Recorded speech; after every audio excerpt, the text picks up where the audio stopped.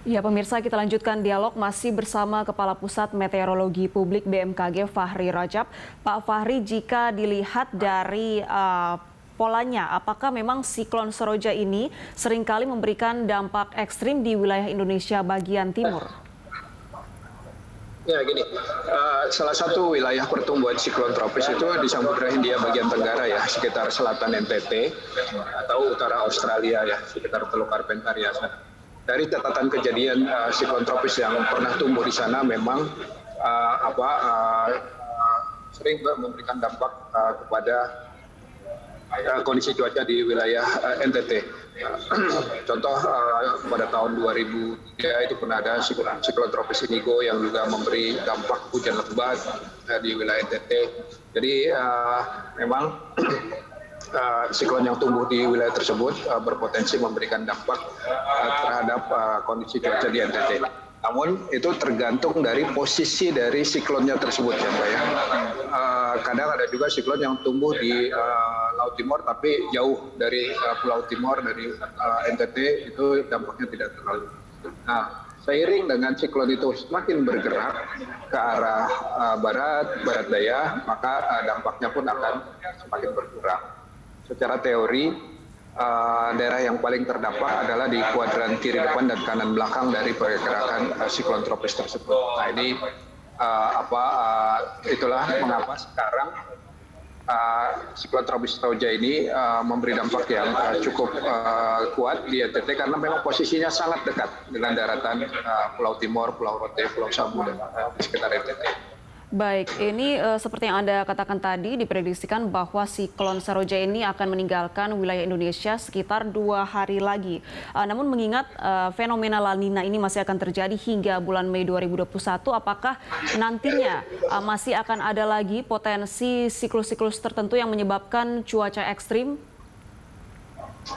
Iya, seiring dengan pergantian musim ya, dari musim penghujan ke musim kemarau, di periode peralihan ini yang perlu kita waspadai adalah tadi yang saya sampaikan, hujan lebat tapi durasi pendek, kemudian angin kencang, puting beliung gitu ya, bahkan kadang bisa juga diselingi dengan hujan es gitu ya. Ini yang perlu kita waspadai di periode peralihan. Nah nanti ketika kita sudah masuk musim kemarau ya episodenya beda lagi ya, kita waspada karhutlah, kekeringan gitu kan. Nah, seperti saat ini di Riau kita sudah mulai antisipasi karhutlah, di Pontianak, di Kalimantan Barat ya, antisipasi. Baik, dalam rilis sebelumnya yang disampaikan juga oleh BMKG, di wilayah Indonesia ini juga menghadapi fenomena Madden-Julian Oscillation, Pak.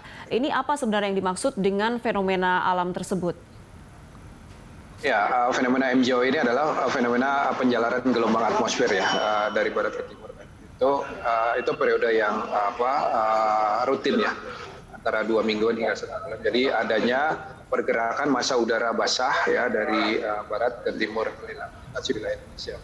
Nah, yang diwaspadai adalah ketika ada MJO dibarengi dengan masih periode La Nina dan ada siklon tropis juga. Itu yang terjadi sekarang di NTT ya. Kalau fenomena MJO itu fenomena rutin gitu ya, dan saat ini MJO-nya banyak membawa uap air ya, yang bisa menyebabkan terjadinya pertumbuhan. Nah, seiring dengan makin kita masuk ke musim kemarau, maka MJO yang akan datang lagi nanti itu uap airnya semakin berkurang. Baik, Pak Fahri, ini kita berbicara mengenai hal-hal yang perlu diperhatikan oleh masyarakat dan juga pihak yang bertanggung jawab seperti pemerintah untuk mengantisipasi bencana. Seperti yang kalau kita berkaca dari yang terjadi di NTT, banjir bandang yang terjadi di sana, bagaimana sebenarnya kepekaan dari pemangku kebijakan setempat dan juga masyarakat terhadap data perkiraan dari potensi dampak cuaca ekstrim yang terjadi ini, apakah sudah cukup untuk melakukan antisipasi bencana?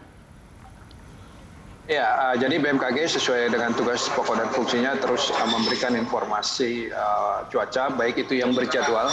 Informasi cuaca berjadwal itu yang bentuknya perakiraan ya. Jadi berlaku untuk besok, berlaku untuk lusa, ataupun informasi yang tidak berjadwal, yaitu peringatan dini. peringatan ini informasi seketika. Ketika kami nilai atau kami lihat ada potensi cuaca ekstrim, maka akan langsung kami keluarkan. Dan itu berbagai kanal komunikasi kami gunakan untuk diseminasi informasi tersebut ke seluruh stakeholder baik di tingkat pusat maupun daerah. Dan kami memastikan informasi kami diterima, dipahami dan dipedomani. Baik. Dalam masa-masa terjadinya dampak yang cukup ekstrim di balik perubahan cuaca dan juga adanya siklon Seroja ini, apa rekomendasi dari BMKG bagi masyarakat? Ya, khusus untuk konteks yang terjadi di NTT ya, kami untuk hari ini dan besok ya, ketika intensitasnya masih kuat, gitu ya, mungkin pilihan untuk melakukan evakuasi itu perlu dipertimbangkan. Saya melihat sudah ada di Kupang contohnya atau di beberapa kabupaten di NTT sudah ada proses evakuasi, gitu ya, karena memang kondisinya yang masih cukup mengkhawatirkan. Nah, kemudian seiring dengan makin menjauhnya siklon tropis Roja, baru kita mungkin bisa kembali ke kediaman masing-masing untuk kondisi. Baik, Pak Fahri, kita harapkan tentunya dari adanya prediksi cuaca ekstrem ini, pemerintah dan juga masyarakat bisa melakukan antisipasi dari dampak terjadinya bencana akibat cuaca ekstrem. Terima kasih banyak sudah bergabung bersama kami, Pak Fahri. Ya, terima kasih. Selamat pagi. Pemirsa Good Morning Jakarta masih akan kembali usai jeda, tetaplah bersama kami.